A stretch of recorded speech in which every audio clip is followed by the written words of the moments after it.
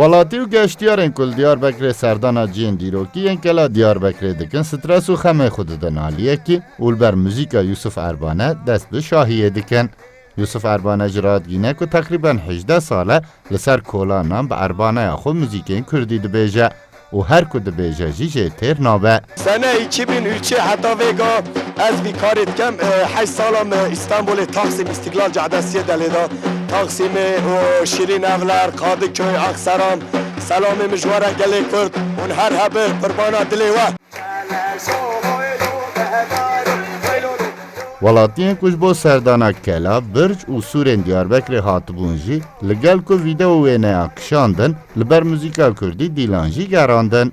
Xelîl Qoç jî eslê xwe ji Xarpêta li Bakurê Kurdistanê be û zarokatiya xwe li Diyarbekirê derbas kiribe jî demeke dirêj li derveyî welek li Almanyayê dijî û vê carê wek geştyar bi zarokê xwe ra serdana Sûrên Diyarbekirê dike. Zaruriyete mi vira derbas bû. Ev ya kultura min e. Çavekî Alman, Avrupayî dans dikin, ev ya dansê me ye.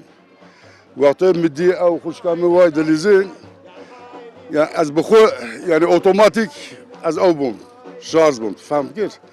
Ew jî keçê min e li İstanbulê mezin bûye. Van dana pir nizane. û her de keçê xwe me anî yekê li Amerîkaya dijî.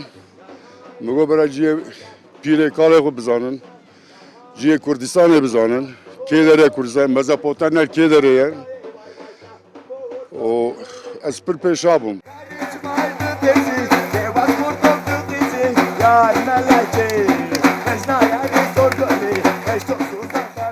Yusuf Erbane tîne ziman ku ew pir kêfxweş dibe ku welatî û geştyar bi muzîkê wî şahî û dîlan digerînin û ew baldariya welatî û geştyaran jî ji bo wî dibe motîvasyon.